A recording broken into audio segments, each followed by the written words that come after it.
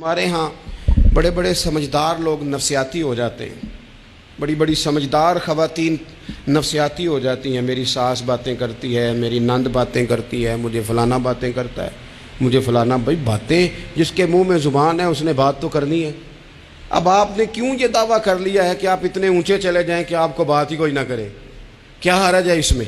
اگر کوئی آپ کو بات کر دے تو کیا ہے، ہم کسی نے کر لی تو پھر کیا ہوا؟ اس کا اتنا اثر قبول کرنا کہ ساری رات سونا ہی نہ، پریشان ہو جانا۔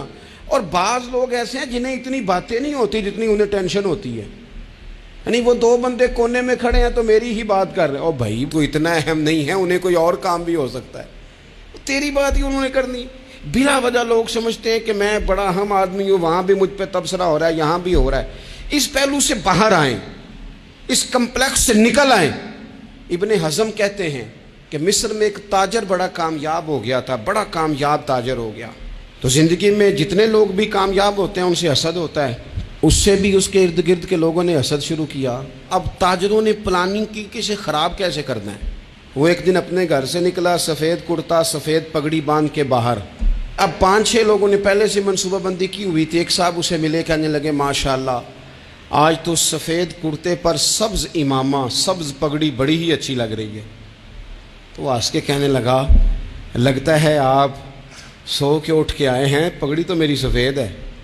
اس نے کہا چلو پگڑی تو سبز ہی ہے، باقی آپ نہیں مانتے تو آپ کی مرضی۔ وہ آگے بڑھا تو اب چونکہ پلاننگ تھی تو ایک شخص اور ملا، اس نے کہا کیا بات ہے، سفید کرتے پر آپ کا پیلے رنگ کا امامہ کیا جچتا ہے؟ اس نے کہا یار کو خدا کا خوف کر۔ ہنس کے کہا کیا ہو گیا، تیری اینک کا نمبر تو نہیں تبدیل ہونے والا ہوا؟ اور بھائی میں نے تو سفید کرتا اور سفید ہی امامہ باندھا ہے۔ اب 2-3 لوگوں کی دفعہ تو وہ مسکرایا، لیکن وہ ڈھیر سارے لوگوں نے منصوبہ بندی کی تھی۔ وہ جب چوتھے کے پاس گیا تو اس نے بھی کہا کہ کیا بات ہے سفید کرتے پر پیلے رنگ کے امامے کی؟ اس نے کہا پیلا کہاں ہے؟ اب وہ غصے ہونے لگا۔ اب وہ چھٹے کے پاس گیا تو اس نے کہا جناب کیا بات ہے سفید کرتا اور کالا امامہ؟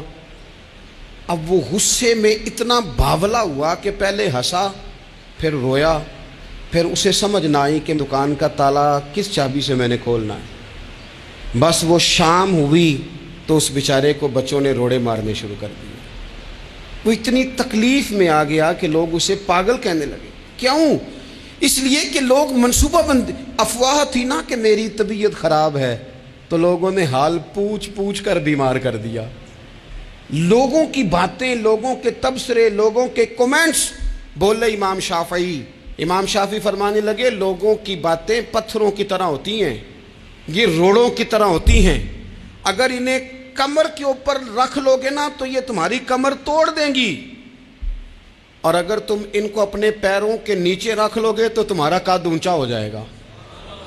بس دنیا میں وہ لوگ پریشان ہوتے ہیں جو لوگوں کی باتوں کو کندھوں پر سوار کر لیتے، جو پیروں کے نیچے رکھے، جو پاؤں کے نیچے رکھے ان کا قد۔ وہ پرانے زمانے میں نا عارف رومی رحمۃ اللہ علیہ فرماتے ہیں کہ ایک بیل گائے گر گئی تھی کنویں کے اندر، تو اب وہ لوگ اس کو نکال تو نہیں سکتے تھے، تو انہوں نے اس طرح کیا کہ مٹی ڈالنی شروع کر دی کہ اب بدبو آئے گی، پریشانی ہوگی، تو اس کو بند کر دیتے ہیں اندر ہی، کنویں کو کنواں نئی جگہ پہ کھود لیتے ہیں۔ انہوں نے جب اس کے اندر مٹی ڈالی نا تو وہ گائیں جو تھی وہ مٹی جھاڑ کے تو مٹی کے اوپر آ گئی۔